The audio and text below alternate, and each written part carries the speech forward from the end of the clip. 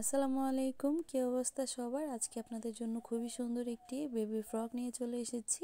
যারা কিনা চাচ্ছেন অল্প কাপড়ে খুবই আনকমন একটি বেবি ফ্রক সেলাই করবেন, তাদের জন্য আজকের এই ভিডিওটি।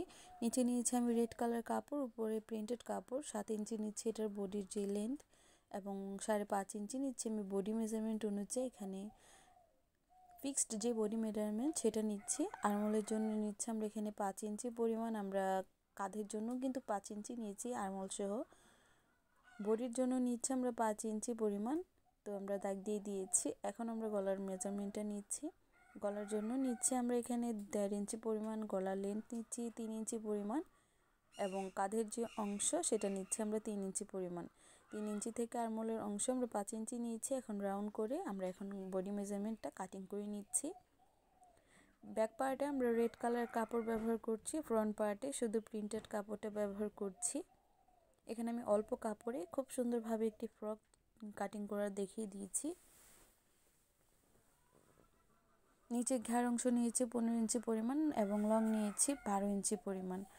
নিচের যেই প্রিন্টেড কাপড়টা সেটা নিচ্ছি আমরা 6 ইঞ্চি পরিমাণ। এভাবে আমরা লেয়ারগুলো জয়েনিং করে নিব। এখন আমরা সেলাই পর্বে চলে যাচ্ছি, কথা না বাড়িয়ে। এখানে আমি একটি পট্টি নিচ্ছি, যেটা কিনা আমাদের গলাতে জয়েনিং হবে। আমি এখানে আমার পছন্দ অনুযায়ী এখানে পট্টি নিয়েছি। প্রিন্টেড কাপড়ে প্রিন্টেড পট্টি দিলে পরবর্তীতে এটা ব্যাক পার্টে উল্টে নেওয়ার পর সমস্যা হবে না। আর আপনি চাইলে এখানে রেড কালার কাপড়টা দিয়ে পাইপিনের মতো করে জয়েনিং করতে পারেন। তো আমি এখানে প্রিন্টেড কাপড়টা দিয়ে কমপ্লিট করে নিব। এটাকে আমি উল্টো দিকে উল্টে আমরা ভাঁজ দিয়ে সেলাইটা করে নিব, তো সেক্ষেত্রে ইজি হবে। একটি ফোল্ড দেওয়ার পর আমরা এটাকে ঘুরিয়ে এভাবে চাপ সেলাইটা দিয়ে দিব। আমি কিন্তু এভাবেই কমপ্লিট করব পুরো নেক পোর্শনটা। নেক পোর্শনের কমপ্লিট করার শেষে কিন্তু আমাদের পুরো জামার যে ডিটেলস সেলাইটা কমপ্লিট হবে। আমি ব্যাক পার্টটা সেলাই করা দেখাচ্ছি না, আমি ব্যাক পার্টে নর্মালি বাটন হোল ব্যবহার করব। বাটনটাকে আগে থেকে জয়েনিং করে নিব, বা এভাবে স্কোয়ার গলা রাখতে পারি। আমি সেমভাবে ব্যাক পার্টও স্কোয়ার গলা জয়েনিং করে নিয়েছি, মানে চতুর্ভুজ গলা। আমি এটাকে যে হাতার যে কাঁধের অংশ সেটাকে জয়েনিং করে নিয়েছি। এখন আমাদের বাটন হোলের জন্য ব্যাক পার্টের অংশটা কাটিং করে নিয়েছি। ব্যাক পার্টের পুরো অংশটাই আমি মাঝখান থেকে কাটিং করে নিয়েছি। এখন আমি পাইপিং জয়েনিং করব। পাইপিং জয়েনিং করার জন্য এখানে আমি 2 ভাঁজ করে কাপড় নিয়েছি।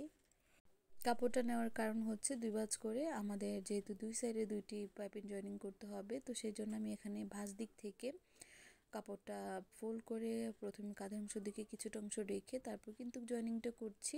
যেহেতু বাটন হোল হবে, তো ব্যাক পার্টে যেহেতু আমরা 2টা বাটন দিব, সেই জন্য কিন্তু এখানে কাপড়টাকে ভাঁজ দেওয়ার পর এক্সট্রা যে ফেব্রিক্সগুলো অবশ্যই ফেলে দিতে হবে কাটিং করার পর, যদি আপনার ভাঁজ দেওয়ার পর যদি বেশি এক্সট্রা মনে হয়। আমি এখানে 2টা কাপড় কমপ্লিট করে নিয়েছি। কিছুটা অংশ আমরা সেলাই দিয়ে নিব। কিছুটা অংশ স্কোয়ারভাবে সেলাই করে নিয়েছি। একটা বাটন ব্যবহার করছি। আপনারা চাইলে এখানে কিন্তু হুক ব্যবহার করতে পারেন। তো আমি এখানে হাতাতে পাইপিং জয়েনিং করছি। পাইপিংটা জয়েনিং করার সময় অবশ্যই খেয়াল রাখবেন, এখানে আমি কিন্তু রেড কালার পাইপিং ব্যবহার করছি। তো আরমোল থেকে ধরে আমি রেড কালার কাপড়টাকে প্রথমে সেলাই দেওয়ার পর এক্সট্রা ফেব্রিক্সটা কাটিং করে নিচ্ছি। তারপর এটাকে উল্টো পাশে 2টা ভাঁজ দেওয়ার পর আমরা পাইপিংয়ের কিছুটা অংশ রেখে তারপর সেলাইটা দিয়ে দিচ্ছি।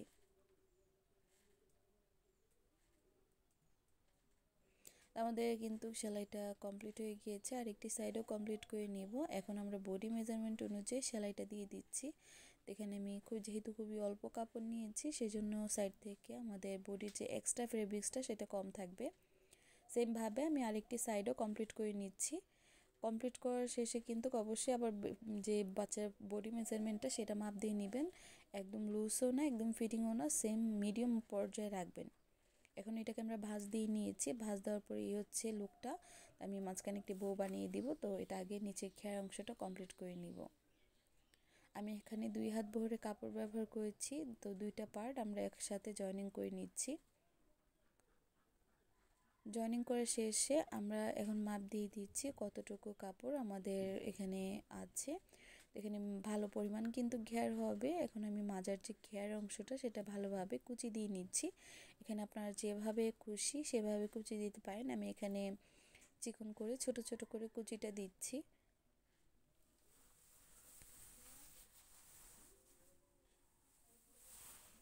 কুচিটা দেওয়া কমপ্লিট হয়ে গিয়েছে। আমরা এখানে সাইডের যে ফাড়া অংশটা সেটা কিন্তু এখন জয়েনিং করছি না। নিচের যে ঘের অংশটা আমি ব্যবহার করছি প্রিন্টেড কাপড়টা, সেটা কিন্তু আমি নিয়েছি 3.5 হাত বহরের কাপড় থেকে বেঁচে যাওয়া আমার কিছুটা অংশ ছিল, তো সেই জন্য আমি এখানে জয়েনিং করে দিচ্ছি বা অ্যাডজাস্ট করে দিচ্ছি। তো কিছুটা অংশ আমরা নিচ থেকে চিকন করে ফোল্ড করে সেলাই করে নিচ্ছি। এই সেলাইটা দেওয়ার সময় আমাদের দুই সাইড থেকে কিন্তু সেমভাবে সেলাই দিয়ে নিয়েছি। এখন আমরা অল্প করে কুচি দেওয়ার পর যে রেড কালার কাপড়টা সেটার উপর থেকে আমি সেলাইটা দিচ্ছি। এখানে কোনো উল্টানো হবে না, এভাবেই কিন্তু পুরোটা কমপ্লিট হবে। ঘেরের অংশটাতে পুরোটাতেই কিন্তু আমি সেলাইটা দিয়ে দিচ্ছি এই প্রিন্টেড কাপড় দিয়ে। এই প্রিন্টেড কাপড়টাতে কিন্তু অবশ্যই দেখতেই পাচ্ছেন রেড কালারের আছে। আপনি এখানে যে কোনো কালারের কাপড় ব্যবহার করতে পারেন। যদি আপনার এই সাদার ভিতরে নিতে চান তো সেক্ষেত্রে জামার প্রিন্টের সাথে মানে প্রিন্টটা যে কালার আপনার এক কালার কাপড়টাও সেটা নেবেন।